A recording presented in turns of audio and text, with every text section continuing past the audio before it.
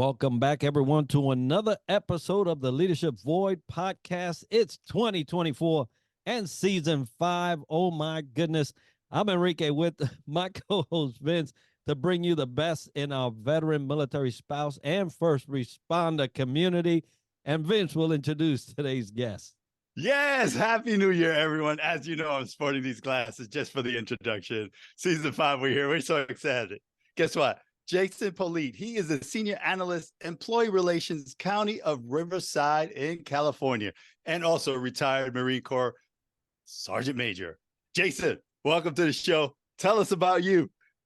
Oh man, Happy New Year, y'all. I really appreciate starting the year off like this. What a great way to get into the mix, out with the old, in with the new.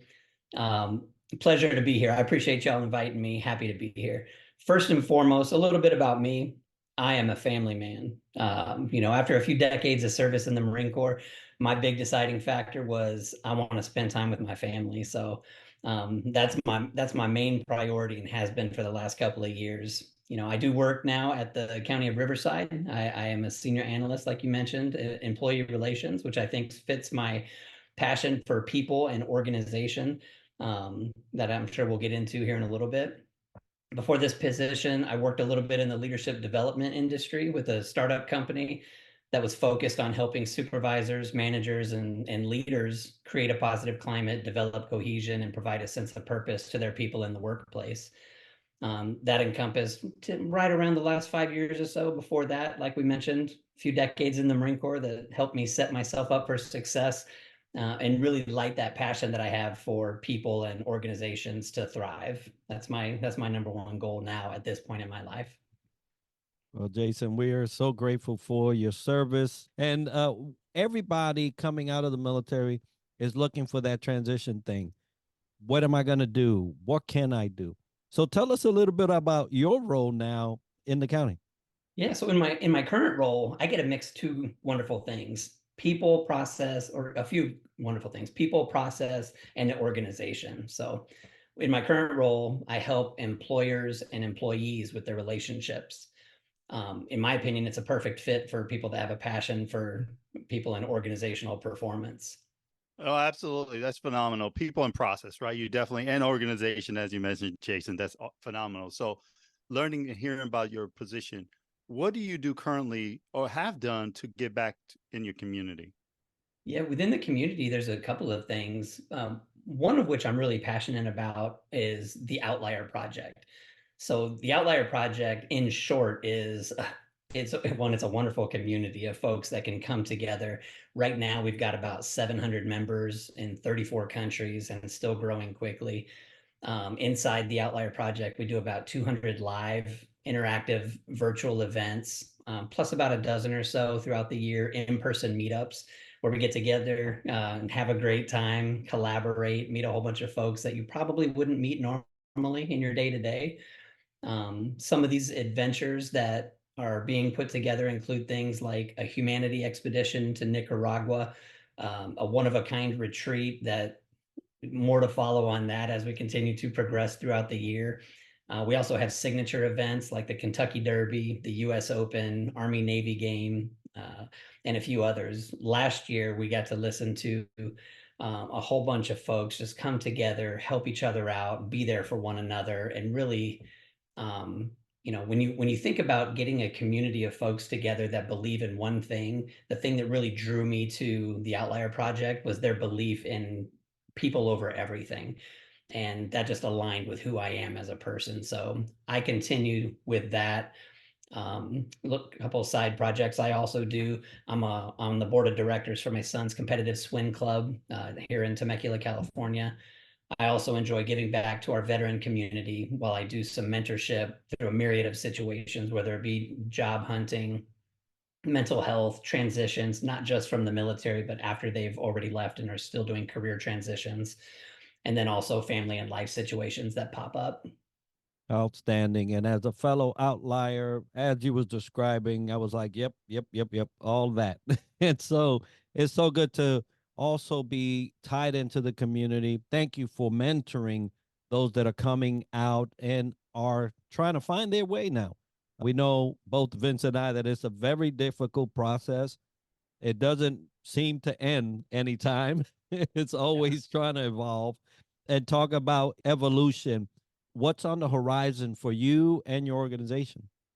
That's a great question. For me personally, I feel really blessed at where I'm at right now. I really do. Since I'm relatively new in my current organization, my goal and focus is to continue to learn and thrive where I'm at, so I can make a positive impact. Because as we talk about, you know, where we're at in our lives, taking the experience that we've got from our life and being able to impart that type of wisdom, that type of leadership into an organization where you're at, that's where I'm currently at, where I can find a way to really inject the lessons learned throughout the course of my career and help others along the way. Yeah, absolutely. I was thinking as you were talking about what you do to get back or what you're currently doing, it's like, how much time does this man have in his in the 24-hour day, right? He's very busy, which is, it's doing some great work and it's filling your cup. So I love hearing all about that. Let's transition, Jason, talk a little bit about leadership. What do you do to thrive and helps you aid in your skill set development? I love talking about leadership, and in the past few years has really opened up my aperture a little bit about my understanding of where I'm at with that. In my professional life, I've learned that sometimes I need to slow down. So there's definitely a lot on my plate, but I've also realized that I need to keep myself very busy because I have a very active mind. So I definitely enjoy reading. I enjoy furthering my own education, aside from having, my own level of education, bachelor's, master's, a few professional certifications. Because of my love for learning and I want to thrive in what I'm doing, I'm also enrolled in a certificate program through Cornell University so I can learn more about my current job. Additionally, I seek out mentors. I seek out others that are in positions that I either want to get at, or I seek out folks that I can speak with so I can also help other veterans, other professionals in helping them achieve the goals that they're looking to achieve. Um, one of the things that I wasn't sure if I was going to talk about on here or not, but I'm also in a place in my life of self-discovery, because I also believe that when you start talking about leadership, you've got to talk about yourself. And so one of the things that I've learned in the past year is, when we go back to what you had mentioned about how can I fit everything in? I went through burnout last year, and I would have never in a million years imagined that that would have been something that I would have gone through. But what I learned is that I didn't take enough time for myself, for self-care. So I realized that it hit me pretty hard, but um, and I'm sure we'll talk a little bit more about it in a little bit, but it hit me hard in realizing that as much as we give to others through wanting others to be successful, you can't forget to slow down and like you mentioned, refill your own cup. Yeah, great comment there. As we're coming out of an old year and starting new, making sure that you take care of yourself early on. And if you're not doing that, please do, because, we want you. We want you around. We need you around. And it does affect everyone in one way, shape, or another. So great, great advice there for the new year. What advice did you receive that you would like to pass on to an emerging leader today? Oh, how much time do we have for that?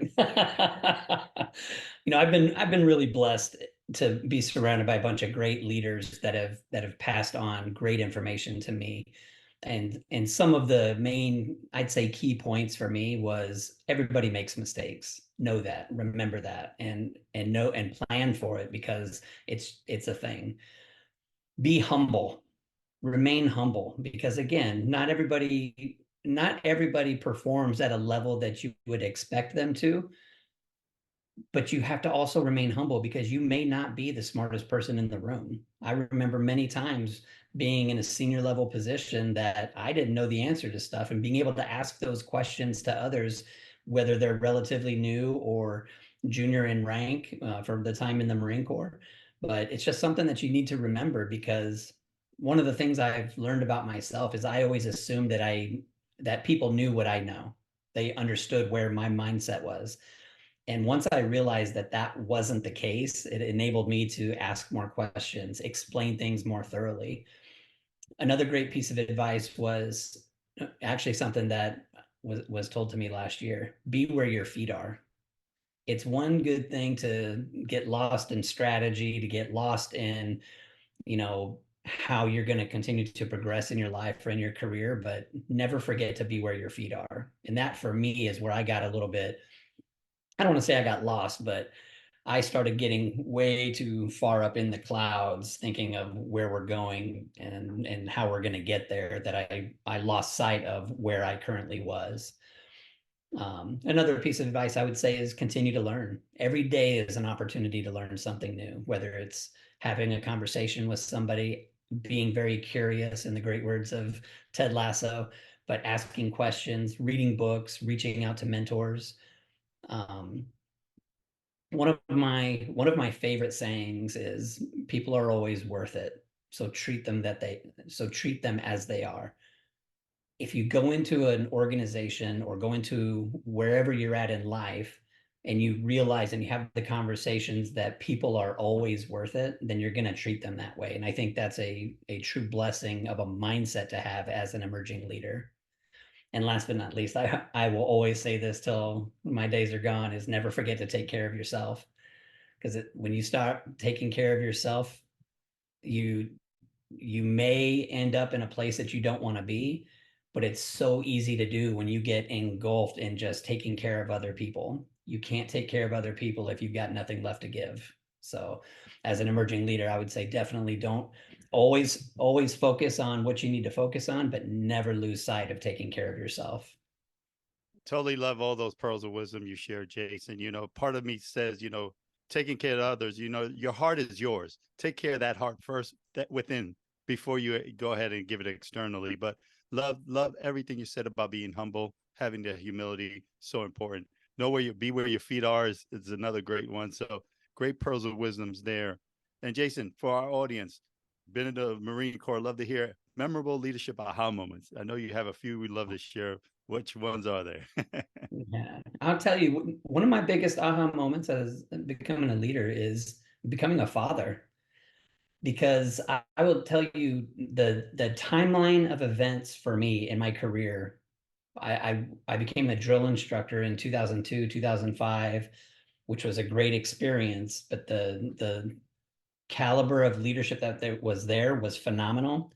But then I had my son in a few years later, and going from all the leadership that I've gained throughout the course of my life and in the Marine Corps, as soon as I became a father, it helped me with the way that I had conversations. It forced me to realize that I needed to explain things in a more calm manner, in a more thoughtful manner. And I think that really helped me because I was becoming a staff NCO, a mid-level supervisor in the Marine Corps while becoming a father. So it really helped me transition into a way of my communication style, the clarity, like I'd mentioned. But some other aha moments, what I realized, again, when I talk about being blessed, about having served with such great leaders, Jim Collins writes in his book, Good to Great, about the level 5 leader. And the prime example that I will always share is this gentleman named Carlton Kent. He was the 16th Sergeant Major of the Marine Corps. I wrote a paper on him in my graduate program because the way that he was, not just as a Marine, but as a human being, he was humble. He cared about us. He made all of us in our office feel like a family. When I experienced that, I don't think I fully gave it a true understanding until later on in my career, when you're just like, wow, how did he do that? Because it seemed so second nature to him, to the point where I actually reached back out to him and I said, how did you become the man that you are today? And he would just smile and say, that's the way my mom raised me. Such a humble leader to have been in a leadership capacity for over 200,000 Marines. It was just eye-opening for me that you can continue to grow, you can continue to achieve and get promoted and do all these great things inside an organization, but you never have to lose who you are as a human being. So if you just, again, go back to the remaining humble, being that approachable leader, those are really the biggest aha moments for me. Great ones at that. And it's always nice to see humility be at the forefront of a leader. Usually everything else follows that is a good thing. So thank you for sharing that. Now you mentioned drill sergeant, Marine Corps, and then parent. And both of those situations often come with challenges and moments of change. So what are certain strategies you use with yourself, your teams to deal with those times of change and challenge? I'm a big believer that communication is key for a lot of things. And when you start thinking about change and challenges that you're going through, being able to get the team together and have an open, honest conversation about their struggles, their confusion, anxiety that may be present in what's going on. I think it's really important to have those kind of discussions in an open format where everybody feels comfortable enough to say, hey, I'm going through this. I don't understand this. How can we go from here to here when we don't know what the process is? So being able to sit a team down and recognize where the bottlenecks are, it's super important. But again, I think that goes back to the type of leader that is there, the type of person that's having those conversations and making it a comfortable environment to say, hey, what if we go this way? But then knowing that you're going to get resistance and saying, hey, I don't think that that's going to work, because you have to build that type of camaraderie. You have to build that type of cohesion amongst the team. So they're comfortable enough to say, that's not going to work. And why? And here's my recommendation.